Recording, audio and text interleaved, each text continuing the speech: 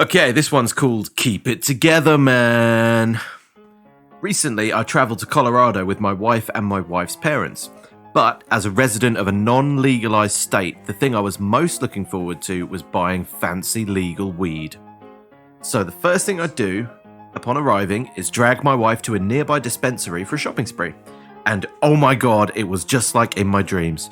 Tons of various options in neat little sample jars and a team of helpful stoners walking me through the various strains. Are you looking for a mellow high? Or do you want... I don't know, I've gone for like old man. I'm not over the oxymoron already. A helpful stoner. Yeah. Are you looking for a mellow high, or do you want something that gives you more pep and energy? Or are you just hoping for something light to take the stress off? Yes, yes, and yes, I eagerly reply. I would like to have a pint of your finest weeds. Like a fat kid in a candy store. I request 7 different options. Wow, this guy's going for it. In hindsight, if I'd learned anything from this experience, it's that my maths and science teachers never taught me basic information like what is an ounce and how much weed can a person consume in a single weekend. They said it wouldn't be useful. Yeah. You can't smoke in public places, so I begged my wife to buy some edibles that I could munch until we found a place to get lit. After expressing shock as to the absurd volume of drugs that we were buying, unlike me, she understands the imperial measurement system. She relents, and we walk out of the store with what felt like a dump truck of weed plus a small package of seemingly innocuous ginger snap cookies. Yummy. Yummy. Yummy. When we get back to the hotel room, I tear those bad boys open, only to find about a dozen tiny cookies. Seeing the skepticism and hunger in my eyes, my wife warns me that I should go easy and look at the back of the package first before trying one. It says dose size, half a cookie. It's bad when it says dose. Dose size. Do you know, I've never done edibles, but I've just heard that it is the most intense way of getting Yeah. like it's not a, you don't make a whole cookie and go like, it's a bite and see how you do. Yeah. I was in Amsterdam. A really quick story. I was in Amsterdam on a stag do, and a friend that doesn't kind of smoke or drink anymore. He took some edibles and he didn't have a clue on it, so he just ate the whole thing. Oh, The whole tray of brownies. And like we looked at the amount of weed in it, and it was just like the most it's ridiculous amounts. Yeah. And we were just kind of like, okay, we're gonna You're gonna be his party's over. It's like, yeah, you've had a good. It's great to see you. I'll see you back in London.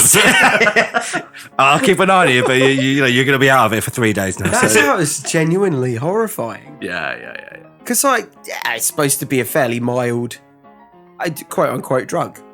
Not then. Like that's not that. Ayahuasca's looking at that going, oh, bro. What happened to your mate?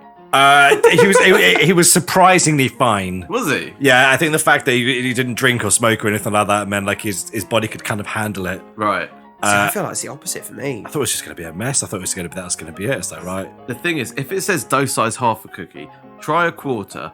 And the thing is, because wait that's an coming hour. from people who eat that shit all the time. Don't impatiently wait 15 minutes and then go, this shit is rubbish, and do the rest of it, because you're going to have a bad time. Advice. Yeah. Anyway, dose size, half a cookie. But what kind of savage only eats half a cookie? Yeah, that's it. That's it. All right, you know what? You made the same mistake as everyone else. So, a second later, I covertly pop the whole cookie in my mouth. And then I quickly stuff another 2 cookies in my mouth for good measure the moment my wife turns her back. Your move, tiny ginger snaps. Don't challenge the ginger snap, you lose. Respect the snap. About 30 minutes later, we're in the backseat of her parents' rental car on the way to dinner. And that's when things start to go tits up. My stomach growls loudly and angrily. My wife looks at me with inquisitive eyes. You didn't eat a whole cookie, did you? She asks. 10% genuine concern and 90% seething irritation. Of course not, I respond, avoiding eye contact for the remainder of the car ride. A few minutes later, we're climbing out of her parents' rental car and heading into some trendy farm-to-table restaurant. I don't remember how I made it to my seat, and I don't remember even looking at the menu. But I do remember the concerned look on the waiter's face as he asked me if I was doing all right. Do you know what? Can I intersect at this point? I know what this guy's first mistake is, and this is out of pure experience. Has anybody here been high and then found themselves in a situation where you're trying to not be high? Yeah, okay. But the thing to not do is to try and not be high when you are high as Yeah. Just admit that you're in it now. Yeah, you got to ride You it out. overcompensate. You've got to make ride things it. Oh weird. my god, you are so like you're going to lose all sense of what reality is. Oh, poor guy. Oh, right. Keep it together, man, I say to myself. But my wife... But my wife's but my wife's sudden groan suggests that I have actually said this out loud to the waiter. Things are going downhill fast. The moment he walks away, my wife is staring daggers at me, and I start to worry that the jig is up. You are sweating from your entire face, she says with both pity and disgust. Yeah, the food's just a bit spicy, I say out loud, far too quick to realise that we've literally just ordered and there is no food on the table. My wife kicks me under the table to grab my attention. Bathroom now, she hisses. Get it together. I reluctantly get up. Get it together, man! Get it together, man! I reluctantly get up from the table and I head for the toilet. After splashing several handfuls of water on my face, I approach the urinal and start to pee.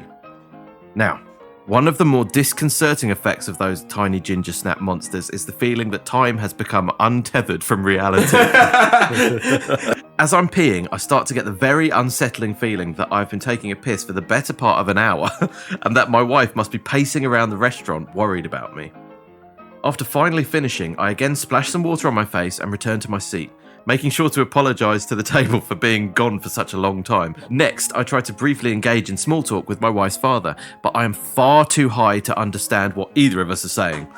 Not wanting to laugh uncontrollably at the wrong moment, or really at any moment, I figure the safest idea is just to nod my head periodically and drink a ton of water. Nothing cures mental fatigue like water, right? To my wife's horror, I stand up, grab my water glass and thrust it out to the waiter, who unfortunately is on the other side of the restaurant. Oh my god, I'm just thinking like initially, good move, start drinking water, but then trust if you're f***ing that high, you're gonna screw that up as well. Yeah. Like you're gonna grab the jug in the middle of the table and just start like going and throw it at the waiter. Yeah. Ice and all. Luckily, the waiter turns out to be really cool, and after making his way over to our table, tells me that he'll do his best to keep me stocked up with ice water for the rest of the meal. He also helpfully suggests that if the dinner rolls aren't too spicy for me, I should probably eat one or two of them. However, after going through all the bread on the table and 3 glasses of water, I start to get worried that I need actual food to offset the growing paranoia from those tiny ginger snap devils. Do you think I should flag down the waiter again and ask what's taking so long? I suggest to my wife. We literally ordered 3 f***ing minutes ago, she says. And at that exchange, my wife loses her cool. How many cookies did you eat? She demands. Whoa, easy there, Torquemada, I respond. Big mistake. Somewhat horrified at her outburst. I had a few cookies, but keep it down. I don't want your parents to know how f***ed up I am right now. Too late. They are sitting 2 feet away from you. They know. I look up and for the first time notice both my in-laws are just staring at me for what literally felt like an eternity. As for part 2 of the story, there's a reason, or technically 3 delicious reasons why it was cut short. At that point, my wife's singular focus was on getting me out of the restaurant before I either puked all over the table or pissed myself, or an unsightly combination of both. So after a few spastic hand waves, two-handed waves to my in-laws, is anyone else thinking of Forrest Gump on the boat? She rushed me to the door like a Secret Service agent evacuating the president.